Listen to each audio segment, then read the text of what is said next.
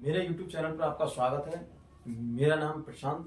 मैं आपके लिए नया टॉपिक लाया हूँ, अपवर्तन के नियम। कल हमने अपवर्तन के बारे में पढ़ा था, प्रकाश का अपवर्तन। जो अपवर्तन की घटना लेंस के अंदर होती है, परावर्तन की घटना दर्पण के अंदर होती है। लेंस की घटना, अपवर्तन की घटना किसमें होती है? लेंस में। और परावर्तन की घटना दर्पण के अंदर। आज अपवर्तन के नियम पढ़ेंगे, रूल्स, लॉ ऑफ रिफ्लेक्शन, अपवर्तन के नियम। तो देखो, अपवर्तन नियम पढ़ते हैं हम।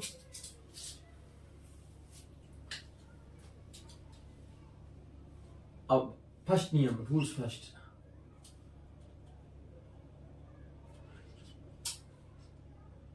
आपतित किरण व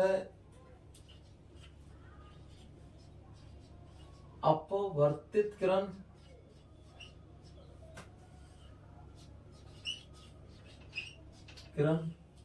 आपतित किरण व अपवर्तित किरण व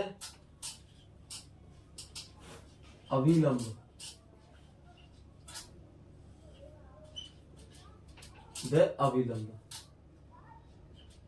तीनों एक ही तल में स्थित होते हैं। देखो, आपतित किरण व अपवर्तित किरण व अभिलंब तीनों एक ही तल में स्थित होते हैं। रूल्स फर्स्ट, आपतित किरण, अपवर्तित किरण व अभिलंब तीनों एक ही तल में स्थित होते हैं। नियम फर्स्ट। नियम सेकंड, रूल सेकंड, लॉ और नियम। रूल सेकंड, तो रूल सेकंड में क्या होगा? आपतित किरण, देखो अब हम देखते हैं रूल्स ऑफ सेकंड।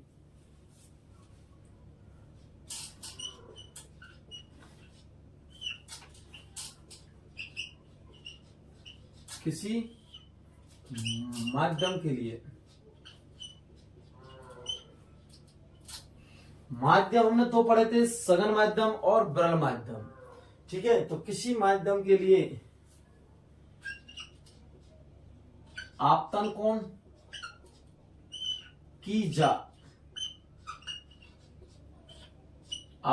की जा साइन आई। किसी माध्यम के लिए आपतन कोण की जा व अपवर्तन कोण की जा, अपवर्तन कोण की जा, इसे कहेंगे साइन आर का अनुपात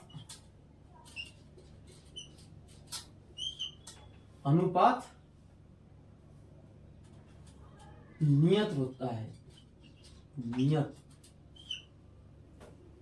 होता है, कांस्टेंस होता है। किसी माध्यम के लिए आपतन कोण की जा साइन आई, अपवर्तन कोण की जा साइन आर का अनुपात नियत होता है। क्या होता है? नियत होता है। इसी को हम कहते हैं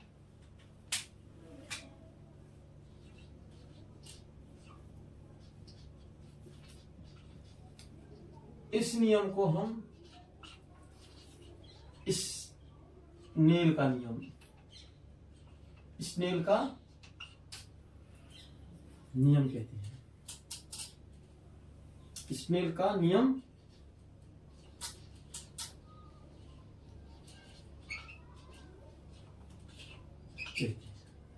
इस नियम को हम स्नेल का नियम कहते हैं। किसका? स्नेल का नियम।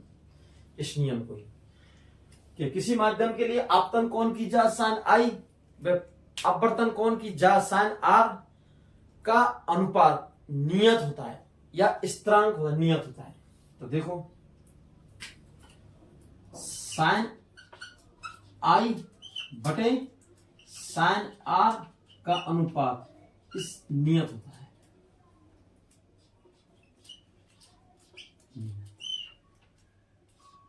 ये देखो फॉर्मूला, कैसे होता है, नियत होता है, कांस्टेंट वैल्यू। कैसे होती है, कांस्टेंट वैल्यू, नियत होता है।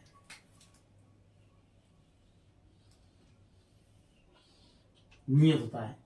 इस नियम का, इस नियम का इस नियम है कि किसी आपतन कोण की जा अपवर्तन कोण की जा का अनुपात नहीं होता है। इस नियम को हम स्नेल का नियम कहते हैं। स्नेल एक वैज्ञानिक है, क्या है, वैज्ञानिक का नाम है। इस नियम को हम क्या कहते हैं, स्नेल का नियम कहते हैं। एक चीज, फिर उसके बाद में हम नियम हो गए, फिर हम पढ़ेंगे अपवर्तनांक। क्या पढ़ेंगे, अपवर्तनांक।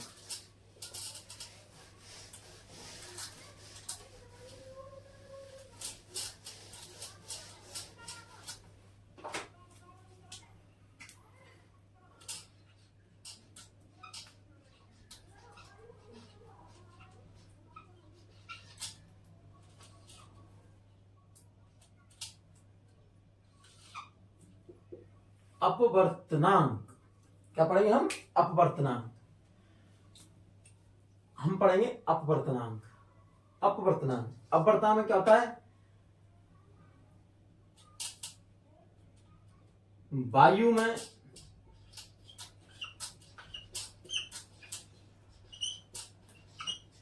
प्रकाश की चाल व किसी माध्यम में, बाह्य प्रकाश की चाल व किसी माध्यम में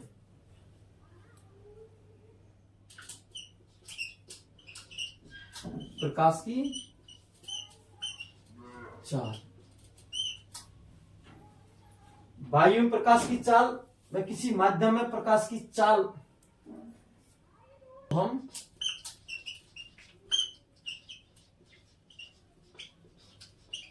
अपवर्तनांक कहते हैं। जी देखो, अपवर्तनांक क्या है, अपवर्तनांक। तो अपवर्तनांक बराबर वायु में प्रकाश की चाल, अपवर्तनांक कहते हैं। क्या कहते हैं, अपवर्तनांक। वायु प्रकाश की चाल और किसी माध्यम में प्रकाश की चाल के अनुपात को हम क्या कहते हैं, अपवर्तनांक। ठीक है, यह हमारा न्यूमेरिकल है। किसी माध्यम में प्रकाश की चाल 2 × 10⁸ मीटर प्रति सेकंड है। क्या है इसका ये, और किस तो वायु के सापेक्ष अपवर्तनांक ज्ञात कीजिए। किस सापेक्ष ज्ञात कीजिए, वायु के सापेक्ष अपवर्तनांक ज्ञात कीजिए। हमने आपको पढ़ाया कि हमारा फॉर्मूला होता है अपवर्तनांक का,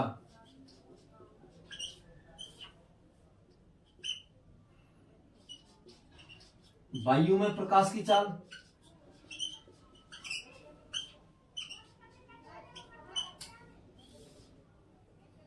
माध्यम में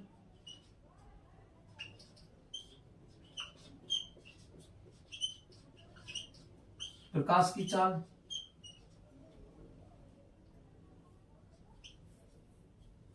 ये फॉर्मूला हमारा।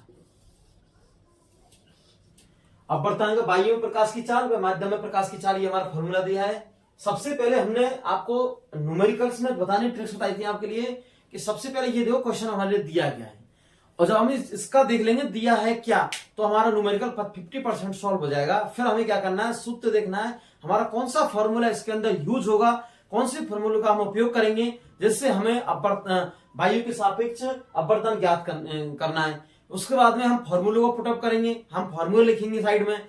फॉर्मूले लिखते ही उसमें हम सारी जो हमें दिया है उसमें उसको एडजस्ट करेंगे, उसको रख देंगे मानों को। उस फॉर्मूले के अंदर हम मानों को रख देंगे, और मानों को रखने के बाद में फिर हमें मैथ की कैलकुलेशन करनी है, और करने के बाद हमारा न्यूमेरिकल सॉल्व हो जाएगा। न्यूमेरिकल सॉल्व करने के नियम्स होते हैं, सबसे पहले हमें दिया है क्या है, उसके बाद में हमें सूत्र फॉर्मूला कौन सा लगाना है, उसके बाद में हम जब इतना सीख लेते हैं कि फॉर्मूला हम कौन सा लगा रहे हैं, तो उसके बाद में हम उसमें क्या करते हैं, फॉर्मूले में हम उनकी संख्या को रखते हैं, और रखने के बाद में हम सारी इसको डेरिवेशन कर लेते हैं। ठीक है, तो अपवर्तनांक, तो अपवर्तनांक में तो हमें क्या है, किसी माध्यम में प्रकाश की चाल। देखो हमें माध्यम में दिया है, किसमें, माध्यम में दिया है। ये देखो दिया है, क्या दिया है, माध्यम में प्रकाश की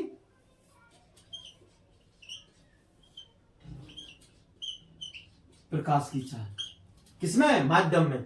माध्यम प्रकाश की चाल कितनी दी है, 2 × 10⁸ मीटर प्रति सेकेंड, ये दिया है। ठीक है, हमसे पूछ क्या रहा है, वायु के सापेक्ष, वायु के सापेक्ष अपवर्तनांक, ये हमसे पूछ रहा है वायु के सापेक्ष। मैंने बताया था वायु में प्रकाश की चाल कितनी होती है, वायु में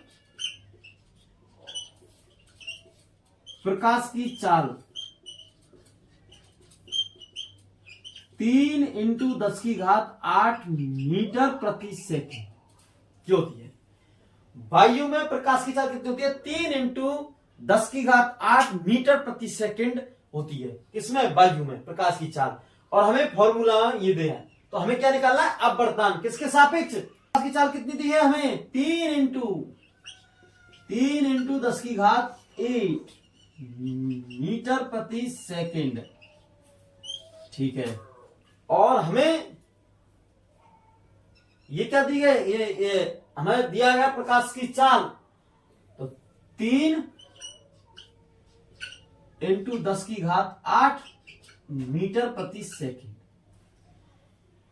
मीटर प्रति सेकेंड, मीटर प्रति सेकेंड 10⁸ से 10, अब ये बचा है, तो 3 में हम भाग देंगे 2 का, क्या देंगे, 2 का, तो हमें आंसर आएगा 1 हमारा आंसर है ये, कितना, 1.5। इजी में नहीं, ठीक है।